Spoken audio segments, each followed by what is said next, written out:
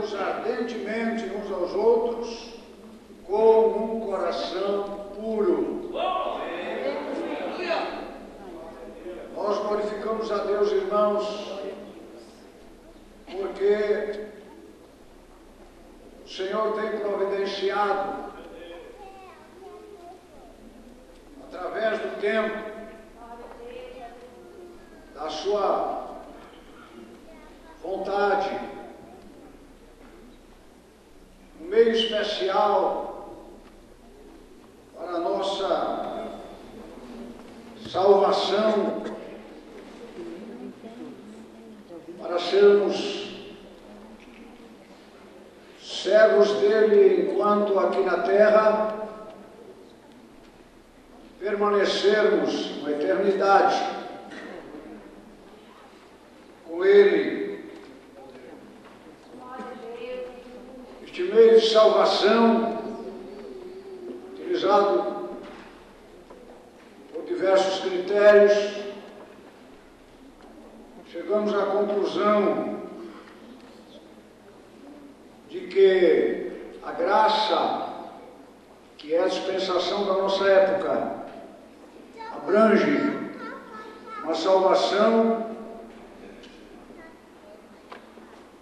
de uma tríplice face. Nós temos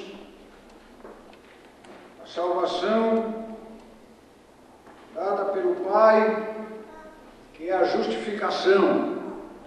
A Bíblia diz que Deus amou o mundo de tal maneira que deu seu Filho unigênito, para que todo aquele que nele crê não pereça, mas tenha a vida eterna. Esta é a obra do Pai. O Pai amando, o Pai providenciando, dando o dom da graça, que foi manifestada. A Bíblia diz que o Verbo estava com Deus, o Verbo era Deus, mas ele se manifestou, tornando-se homem, e através desta manifestação, o amor de Deus alcançou todas as pessoas. Não existe um número determinado para ser salvo. A Bíblia diz que é todo aquele que crê será salvo. Isso inclui a humanidade toda, todo ser humano, de qualquer nacionalidade, de qualquer lugar. Jesus não veio para uma nação e ficou dentro dela. No princípio ele disse: eu vim para as ovelhas desgarradas, as ovelhas que estavam dispersas, mas como aquele povo se fez de endurecido, crucificaram Jesus, aí então a graça se manifestou, trazendo salvação a todos os que creem. Nesse novo caminho nós estamos salvos, iniciando pela justificação, isto é, salvo da penalidade do pecado. A Bíblia diz que o pecado, ele entrou por um homem, mas também por um homem entrou a salvação. Se por Adão, o primeiro homem, feito à imagem e semelhança de Deus, não sabemos quanto tempo ele viveu nestas condições, mas sabemos que um dia ele saiu dessa condição, e a Bíblia diz que com ele todos pecaram e destituídos foram da glória de Deus. Mas nós louvamos a Deus porque Deus continua olhando para a sua criação, para aquele que ele formou, e procurando, cercando de um lado, do outro, procurando um meio para que o homem fosse salvo. Então Jesus veio, e aquele que crê, aquele que aceita, está justificado pelo grande amor de Deus. Também esse Jesus, ele tinha que fazer alguma coisa. Não era apenas chegar aqui e dizer: eu sou Cristo, e aquele que me aceitar está resolvido o problema. Não, a Bíblia diz que Jesus, ele veio para uma santificação do povo, e aquele que crê nele e no seu sangue derramado, Não é somente o amor de Deus, não é somente a graça manifestada, mas Jesus derramou seu sangue, e o sangue derramado é o meio, é o veículo, é o caminho aonde a pessoa pode ser readquirido para Deus. Já era propriedade de Deus porque Deus o criara, mas ele se perdeu e Jesus veio agora, e com esta moeda dele próprio, não é dólar, não é real, não é euro, não, é o seu sangue. Diz que com o seu sangue ele nos comprou para Deus. Meu irmão que está aqui nesta noite, o irmão vale o preço do sangue de Jesus. Então glorifique a Ele, adore a Ele, dê graças a Ele, porque você vale muito preço de sangue. Olha para isso, irmão, diga: você vale o preço do sangue de Jesus. O sangue de Jesus é poderoso, o sangue de Jesus é maravilhoso. É por isso que uma irmã, e uma pessoa que é crente, e outro que é crente, não pode ficar olhando com maus olhos, fazendo alguma crítica do irmão que está ali ou está aqui. O preço é o mesmo, a alma tem o mesmo valor, seja o irmão de que espécie for, tenha bens, não tenha bens, seja formado, não seja formado, esteja bem preparado ou não, tenha família, não tenha família, isso não importa, tem casa, não tem casa, tem roupa, não tem, não importa o que você tenha, o que importa o que você é. Jesus não veio para buscar o que você tem, Ele veio para buscar o que você é, e você é uma alma preciosa. Depois de comprado pelo sangue de Jesus, nós temos também a atuação do Espírito Santo de Deus, que veio para operar uma fé em nós. Nós temos uma fé operada pelo Espírito Santo, uma fé trabalhada e assim salvo para sempre. Não é salvo só para viver aqui, mas depois que passar para a eternidade, tem uma vida eterna te esperando. Nós gostaríamos de falar um pouco sobre o segundo aspecto da salvação. O primeiro é a justificação. O terceiro é a glorificação ou a redenção. Mas nós queremos falar um pouco sobre o segundo aspecto, que é a santificação. A santificação, ela é uma inclusão de 4 grandes valores que nem sempre é considerado ou conhecido pelas pessoas. A santificação é uma separação, separado para Deus. Diga para o seu irmão: você está separado para Deus. Está muito fraco. Separado para Deus. Dedicado. Não é só separado. Você, não, eu vou na igreja, eu canto, eu faço as minhas obrigações. Não, não é só isso. Você precisa ser dedicado, entregar o seu corpo, dedicado ao Senhor, tomar conta dele, organizá-lo de forma a que o Senhor possa aceitar você. O apóstolo Paulo diz: eu rogo os irmãos, pela compaixão de Deus, que apresenteis os vossos corpos em sacrifício vivo, santo e agradável a Deus. E esse é o vosso culto racional. Não é apenas com a cabeça, não é apenas com a mente, mas que o seu corpo seja purificado e consagrado. Purificação fala de limpeza, purificação fala de pureza, purificação fala de lavagem. Eu gostaria de falar um pouquinho sobre os ingredientes para este estado. E dentro da santificação, o importante é você saber que você é precioso para Deus e deve se manter precioso para Deus. Deus está olhando para você e vendo que você é a imagem e semelhança dele. Está aqui, mas tem um corpo especial te aguardando para que, assim como ele é, você seja também.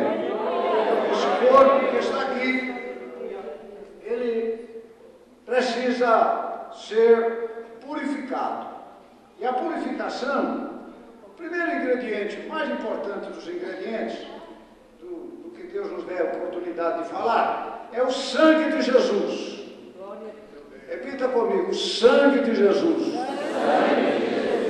Ainda que os vossos pecados sejam vermelhos como a escarlate, eles se tornarão brancos como a neve. Você pode dizer, mas eu sou um pecador, mas eu fui um pecador, mas eu fiz tantas coisas erradas, mas eu fiz tantas coisas ruins, eu não mereço nada. E é exatamente isso que Jesus veio fazer. Veio atrás daquele que não merece nada, porque Ele quer fazer tudo. E você está hoje aqui, lavado, purificado pelo sangue de Jesus. O sangue de Jesus tem poder, irmão. Tem ou não? O sangue de Jesus tem poder. Poder sobre a sua vida. É o poder que purifica, irmão.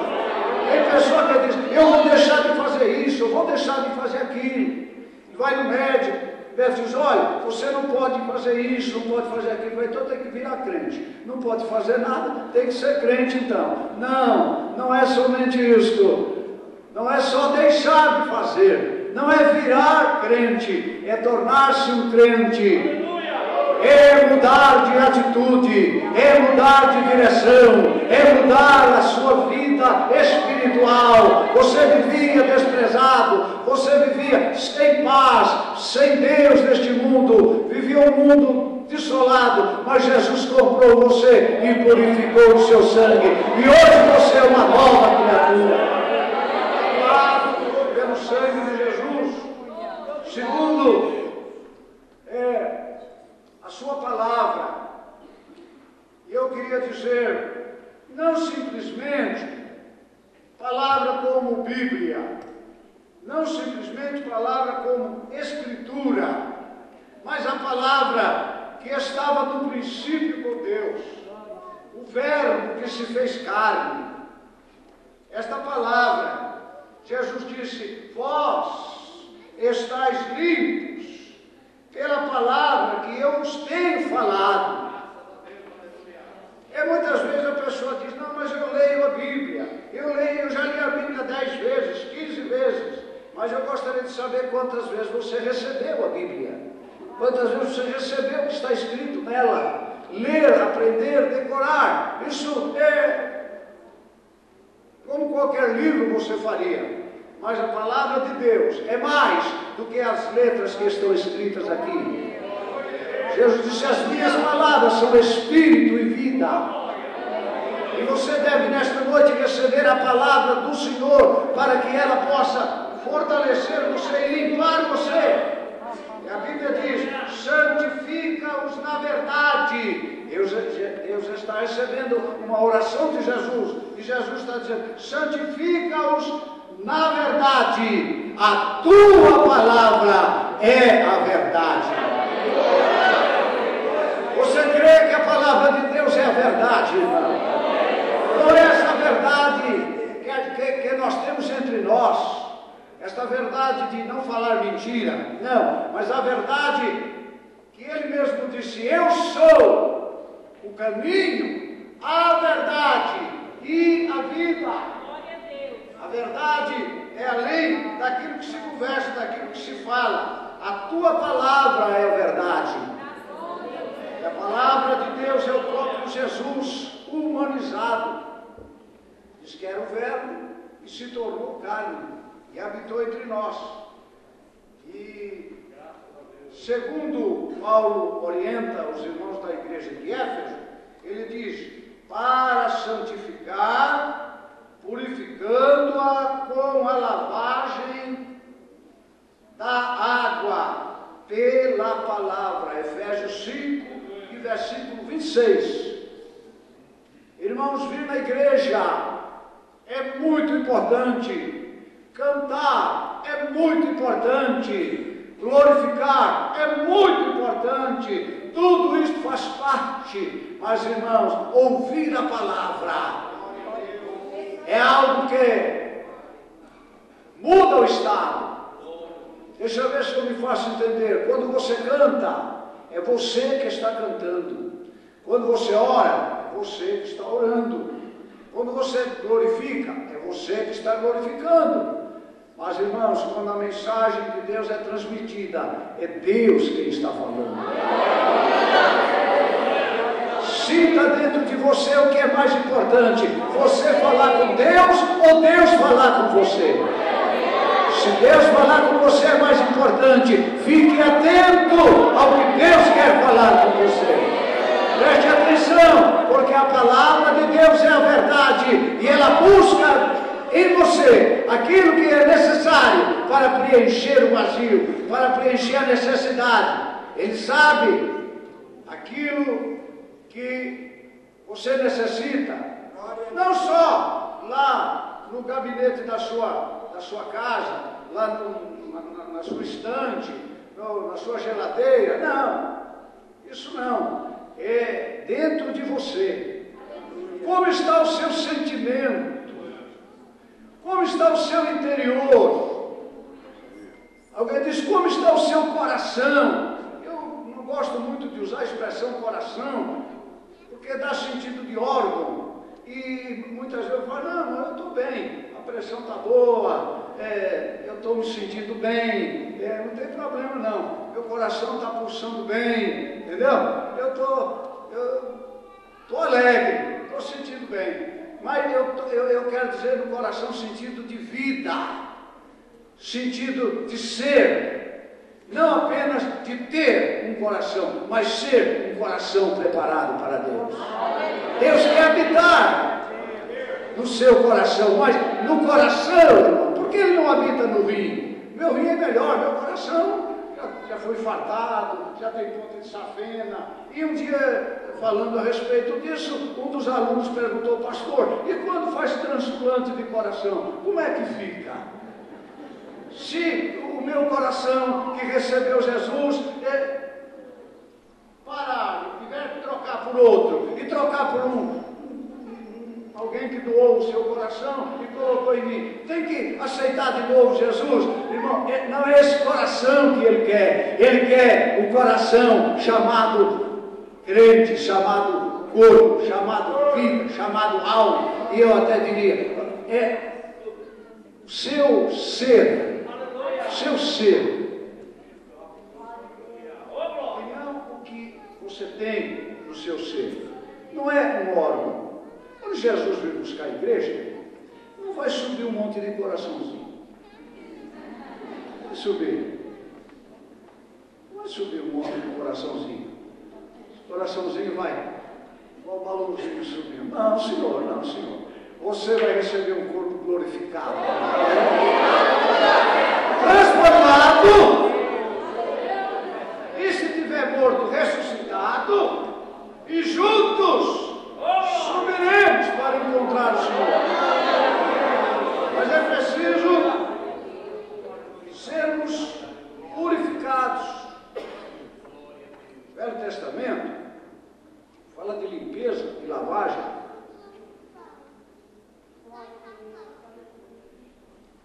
No seu sentido literal. Aliás, que muita coisa do Velho Testamento é literal. Alguns profetas falaram no sentido mais levado mais para acontecimentos, para fatos que iriam suceder. Mas há muitas coisas no Velho Testamento que era literal, para que o homem pudesse compreender as coisas espirituais. E nesta área, quando foi construído o tabernáculo, lá na porta do tabernáculo, antes de entrar para o tabernáculo propriamente dito, Deus mandou fazer lá na porta, entre o altar do holocausto e a porta de entrada do lugar santo, pia de bronze. Parece-me que é a única peça que não tem tamanho. É uma peça grande, não tem tamanho. Deus não especificou que tamanho. Era o tamanho em que todos os espelhos das mulheres descem, depois de derretido, para construir. Fez uma chapa bem grande e aí construiu aquela pia, ou um lavatório, ou uma bacia, como queiram chamar. Colocou um pé e ali se colocou água limpa. Eu sou um sacerdote, para ser consagrado, ele foi lavado naquela pia, corpo todo. Depois foi vestido, depois foi ungido com azeite, e aí depois ele ficou, então, preparado para poder entrar no santuário. Mas cada ano ele tinha que entrar, trazendo sacrifício no dia da expiação, e aí ele tinha que lavar lá a mão e o pé. A mão, símbolo do seu trabalho. Você pode fazer muita coisa boa para Deus com as suas mãos. Inclusive o apóstolo diz: levantai as vossas mãos sem ira e sem contenda. Faz assim, levantai as vossas mãos, mãos limpas, mãos que não sabem tomar o que é dos outros, mão que não serve para esbofetear ninguém, mão santificada, mão preparada, é uma mão que tem a unção do Espírito de Deus. Esta mão que Jesus disse: porão sobre os enfermos e os curarão. Esta mão que Jesus disse que você pode ajudar o próximo. Esta mão que você pode cumprimentar o irmão com bastante sinceridade e ele receber a alegria do Espírito de Deus quando você o saúda com a paz do Senhor e transmite pela sua mão o poder que há no seu corpo. Porque a imposição de mãos é transmissão de poder. Você pode glorificar Deus, irmão? Eu lavava a mão. Hoje não tem uma pia lá para você lavar a mão.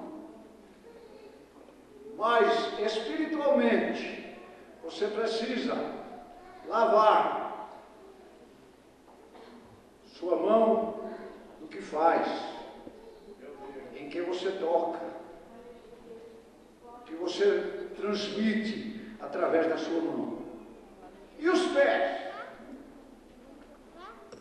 Pés.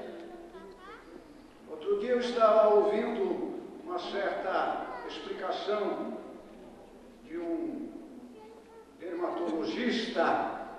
Ele estava falando os maiores problemas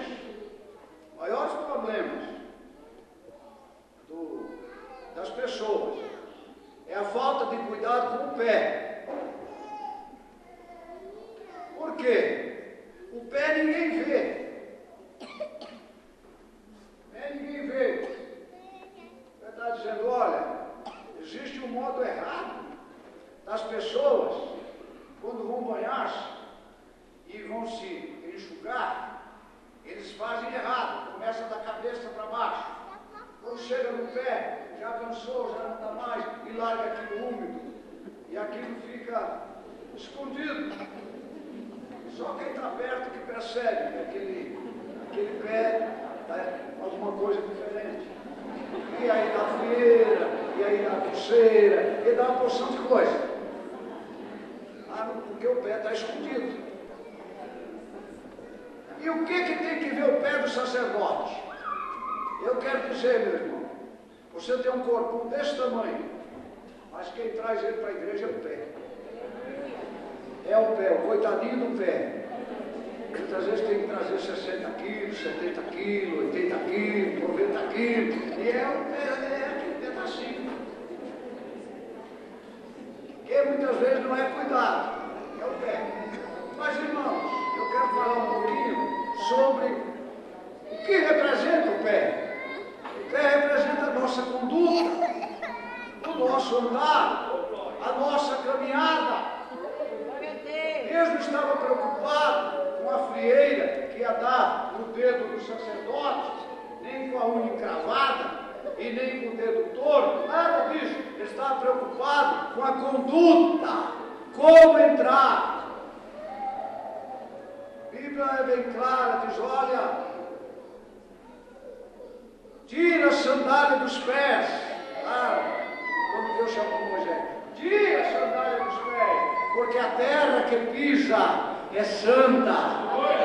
Irmão, é a sua conduta, é onde você vai, aonde esse abençoado pezinho que você tem te leva. Ele precisa te levar em lugar aonde Jesus possa ir também. Quando João Batista pregava, ele não pregava sobre cabeça, sobre braço, sobre mão, não. Ele pregava sobre o pé. Fazei vereda direita para os vossos pés. Conduta, se conduzir. Então, o sacerdote lavava o pé, lavava a mão, e aí ele podia entrar. Eu quero dizer, irmão, purifica as suas mãos, purifique a sua mente, purifique o seu caminhar, ande com Deus. Andar com Deus é muito bom, irmãos. Deus gosta de andar conosco. Jesus disse, eu estarei convosco todos os dias. Deus vinha visitar Adão todo dia. Ele vinha passear lá no jardim e conversar com Adão. Deus andou com o Enoque andou com Deus, e Deus achou aquele andar tão maravilhoso, aquele caminhar tão gostoso. E naquelas caminhadas, Deus possivelmente tenha pensado, eu acho que Deus pensa também, pensa, imagina, cria tudo na cabeça, projeta tudo. Ele caminhando com aquele moço, e de repente, quando percebeu, Deus havia levado o Enoque embora. Irmão, um dia sem você saber, você sai de casa para ir para um lugar, você sai de casa para ir para banco, para ir para firma, para ir para escola, para ir trabalhar, irmão, e você não chega lá. Quando você menos espera, você já chegou no céu, porque o arrebatamento chegou e você foi. Se você andar com Deus, Deus para si vai levar. Glória a Deus por isso.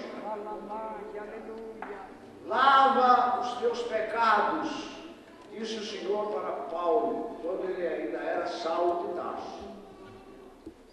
Quando ele perseguia a igreja, quando ele corria contra a igreja, para matar, para prender, Deus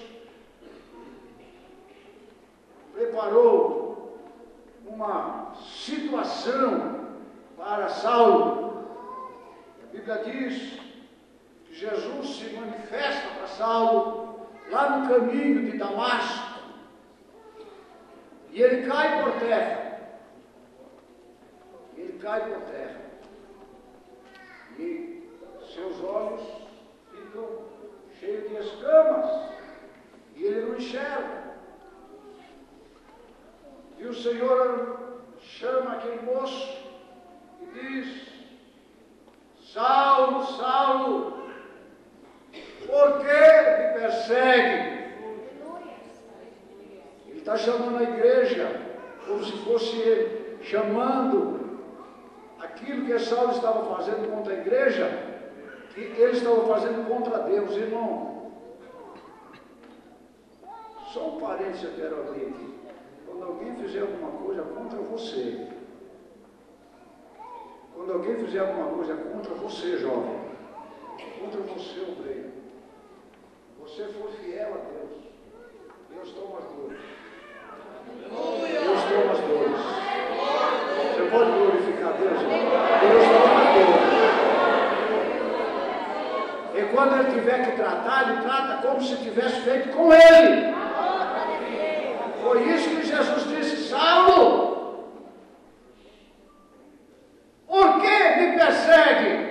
Saulo não estava perseguindo Jesus.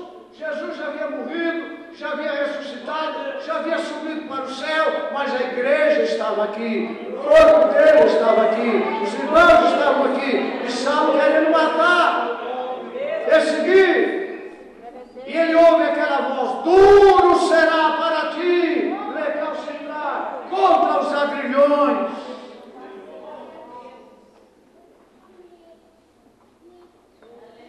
Ele vai ouvindo essa voz. Ele não sabe quem é, está enxergando, mas ele está ouvindo. Quando ele é levado diante das autoridades, porque ele se tornou também um cristão, passou a pregar, e ele foi levado preso por isso, e ele precisou dar um depoimento. O que ele fazia? Se eu estou fazendo aquilo que me mandaram fazer. E contou a história do caminho de Damasco. E dentro daquela história ele dizia: eu ouvi uma voz que me dizia: agora levanta-te, batiza-te e lava os teus pecados. Eu quero dizer, irmão, não é as águas do batismo que lava, mas é o poder glorioso da morte expiatória de Jesus que purifica. Para poder ser batizado precisa crer, e aquele que crê e for batizado será salvo. Glória a Deus. Glória a Deus. Encerrando, Salomão, um dos seus versos, o Espírito de Deus deu para ele um verso, e ele escreveu: em todo tempo sejam alvos os teus vestidos, e nunca volte o óleo sobre a tua. Deus quer pessoas de vestimenta limpa, vestimentas espirituais, pensamentos, planejamento, meditação. Irmão, está tudo dentro da sua cabeça.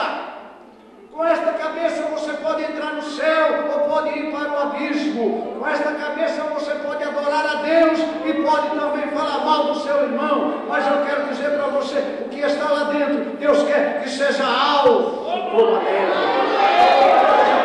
purificado. E a unção também, nesta noite, o Espírito de Deus quer ungir você. Se você já está com a sua vestidura branca, lavada, purificada pelo sangue de Jesus, receba a unção do Espírito. Glória a Deus, comece a receber a unção do Espírito de Deus na sua vida. Comece a receber a unção de Deus. A unção de Deus não desce aonde tem mentira, aonde tem falsidade, aonde tem maldade, não. Primeiro o sangue de Jesus purifica, depois o Espírito Santo unge você, e ele está passando por aqui. Os que são lavados pelo sangue de Jesus são candidatos a serem ungidos pelo Espírito. Seja ungido agora, sinta a mão de Deus sobre a sua vida, sinta a presença de Deus.